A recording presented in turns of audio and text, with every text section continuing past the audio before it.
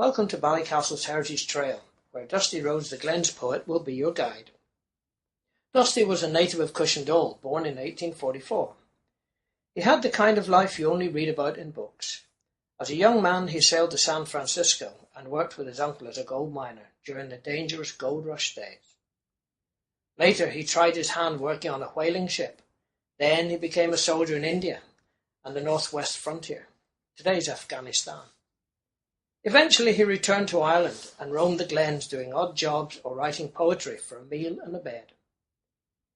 In his poems he wrote of the land he loved, the distant lands he travelled, and the girls he loved. He was nearly 80 when he settled in an old cottage in Mill Street, here in Ballycastle, with Rosie Cameron, his third wife. He still travelled around, because he could be found at the railway crossing in Coleraine, Ballymoney Market, or anywhere in the surrounding countryside, chatting with the locals and telling his stories.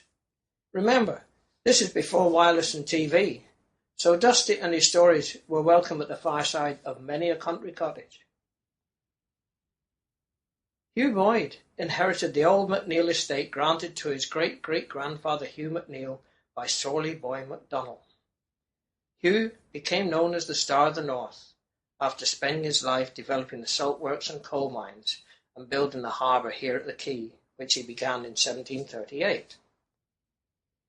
Hugh Boyd changed Ballycastle from a small fishing port to an important industrial town, which exported coal, salt, wine bottles, linen, leather, and many other goods that were made here.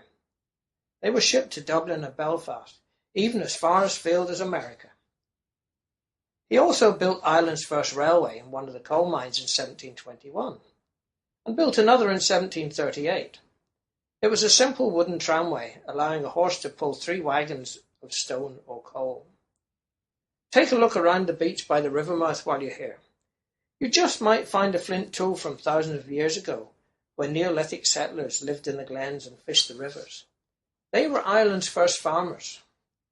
They built the field boundaries you see in the glens about 5,000 years ago. As you reach the corner of the road here, before turning left to Board 2, you'll see the old manor house across the road. Hugh Boyd built that for his family in 1750. We have an old account book that records he bought some 200 yards of different linen to furnish it. There were curtains and bedding, even heavier cloth which was used for covering the floors.